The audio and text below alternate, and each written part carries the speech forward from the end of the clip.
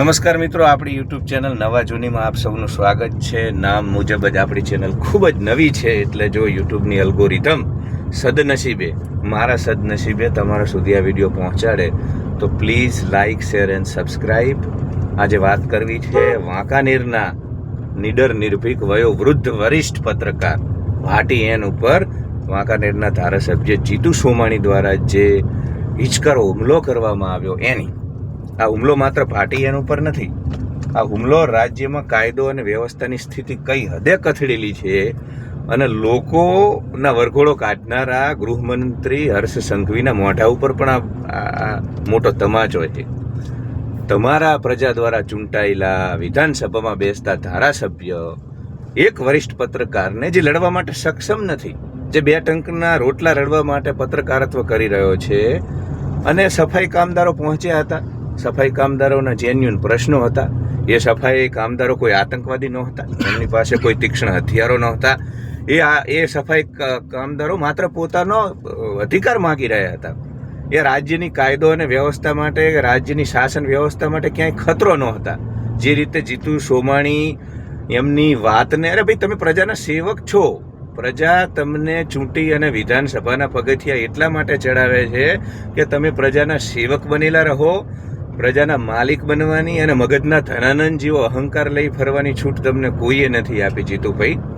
જે રીતે એક તો તમે જોઈ શકો છો વિડીયોમાં કે સફાઈ કામદારોના પ્રશ્નોને એક પણ જવાબ નથી આપતા. સફાઈ કામદારોને પણ જે રીતે ખખડાવે છે, જે રીતે દબાવવાનો પ્રયાસ કરે છે, કોઈ ગુંડો, મવાલી, અસામાજિક તત્વ વાત કરે એ ભાષામાં એ સફાઈ કામદારો બિચારા કરગરી રહ્યા છે.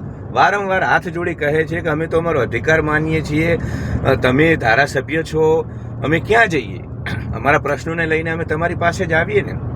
તો એક તો એમને અહંકારવશ જવાબ નહીં આપવાનો, ધમકાવવાના, આંખો કાઢવાની, અને ત્યારબાદ આ ઉંમરલાયક પત્રકારની ઉપર હાથ ઉપાડવામાં આવ્યો.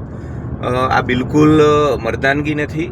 એક ઉંમરલાયક નિહત્થા માણસને 4-5 લોકો મળી અને ગળદાપાટું મારે, એને એટલી હદે ઢોરમાર મારવામાં આવે કે એને હોસ્પિટલાઇઝ કરવો પડે. હું આખા ગુજરાતના મીડિયા જગતને પણ વિનંતી કરીશ, સોશિયલ મીડિયા ઇન્ફ્લુએન્સરને પણ વિનંતી કરીશ કે આ ઘટનાના ઘેરા પ્રત્યાઘાત પડે અને હર્ષ સંઘવીથી લઈ રાજ્યના તત્કાલીન મુખ્યમંત્રી સુધી આ મુદ્દો પહોંચવો જોઈએ.